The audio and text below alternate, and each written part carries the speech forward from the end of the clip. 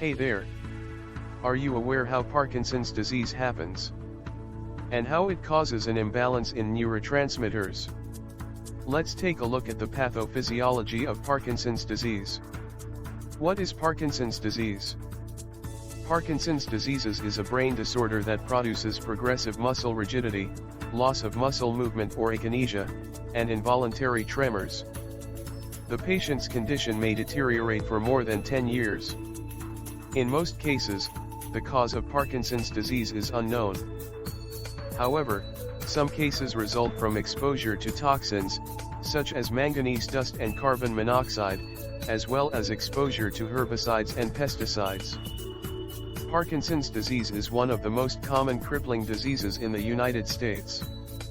It affects more men than women and usually occurs in middle age or later, striking 1 in every 100 people over age 60. These precipitating and predisposing factors destroy cells in the substantia nigra of the brain. Parkinson's disease affects the extrapyramidal system, which influences the initiation, modulation, and completion of movement. The extrapyramidal system includes the corpus striatum, globus pallidus, and substantia nigra. In Parkinson's disease, a dopamine deficiency occurs in the basal ganglia, the dopamine-releasing pathway that connects the substantia nigra to the corpus striatum. Reduction of dopamine in the corpus striatum upsets the normal balance between the inhibitory dopamine and excitatory acetylcholine neurotransmitters. This prevents affected brain cells from performing their normal inhibitory function within the CNS and causes most Parkinsonian symptoms.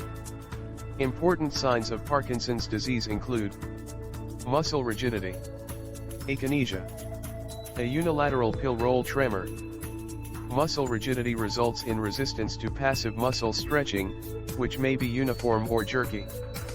Akinesia causes gait and movement disturbances. The patient walks with his body bent forward, takes a long time initiating movement when performing a purposeful action, pivots with difficulty, and easily loses his balance. Akinesia may also cause other signs that include mask-like facial expression, blepharospasm, in which the eyelids stay closed. Pill roll tremor is insidious. It begins in the fingers, increases during stress or anxiety, and decreases with purposeful movement and sleep. Other signs and symptoms of Parkinson's disease include a high-pitched, monotone voice, drooling, dysarthria or impaired speech due to a disturbance in muscle control, dysphagia or difficulty swallowing, fatigue, muscle cramps in the legs, neck, and trunk, oily skin, increased perspiration, insomnia, and mood changes. In the past, pallidotomy and thalamotomy were the only available surgical options. However, deep brain stimulation is now the preferred surgical option. With deep brain stimulation, electrodes are implanted into the targeted brain area. These electrodes are connected to wires attached to an impulse generator that's implanted under the collarbone. The electrodes control symptoms on the opposite side of the body by sending electrical impulses to the brain. Drug therapy usually includes levodopa, a dopamine replacement that's most effective in the first few years after it's initiated. It's given in increasing doses until signs and symptoms are relieved or adverse reactions develop. Because adverse effects can be serious, levodopa is commonly given along with carbidopa to halt peripheral dopamine synthesis. Bromocriptine, Perladel, may be given as an additive to reduce the levodopa dose. When levodopa is ineffective or too toxic, anticholinergics, such as trihexyphenidyl or benztropine, cogentin, and antihistamines such as diphenhydramine, are given. Anticholinergics may be used to control tremors and rigidity. They may also be used in combination with levodopa.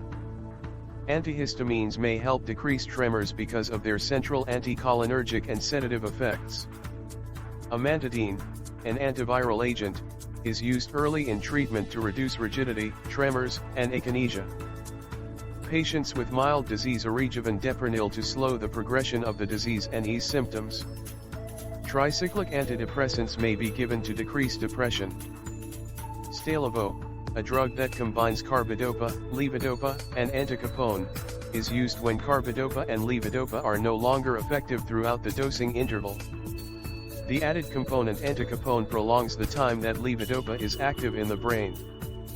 Nursing interventions include patient and family education, palliative care, referral to support group and community resources, and lastly, physical therapy, which helps maintain the patient's normal muscle tone and function. It includes both active and passive range of motion exercises, routine daily activities, walking, and baths and massage to help relax muscles.